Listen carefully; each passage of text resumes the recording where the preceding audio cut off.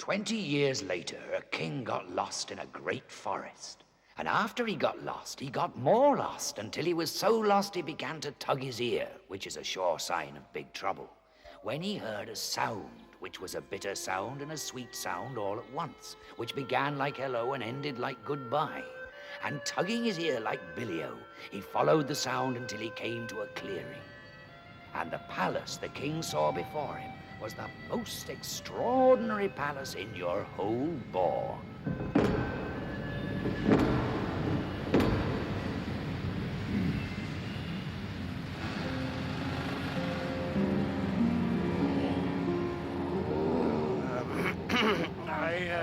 I'm very lost, and I'm very hungry.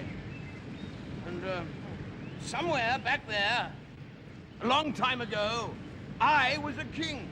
But now, so lost and so hungry, you wouldn't knock at a beast's house.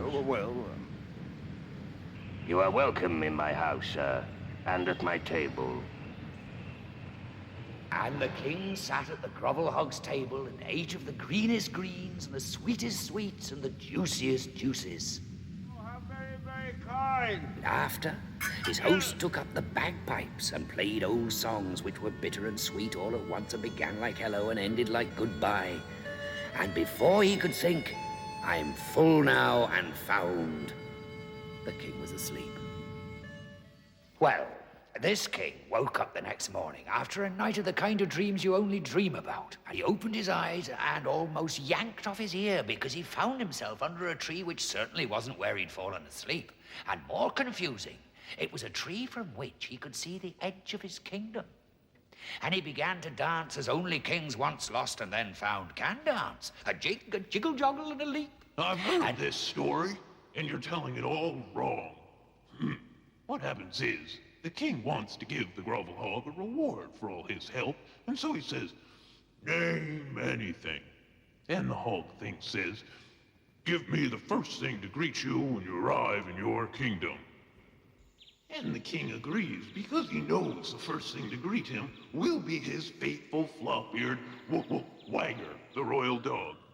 So the king says yes, and the hog thing says, I'll collect my reward in a year and a day. And off he goes on his ridiculous rooster. But things don't go as he planned, do they?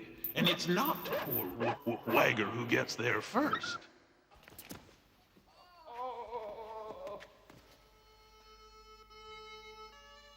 And the king lets go of the princess of sweetness and cherry pie, and his face clouds over. But then he shrugs and turns back to his daughter and dog and walks away for a year and a day.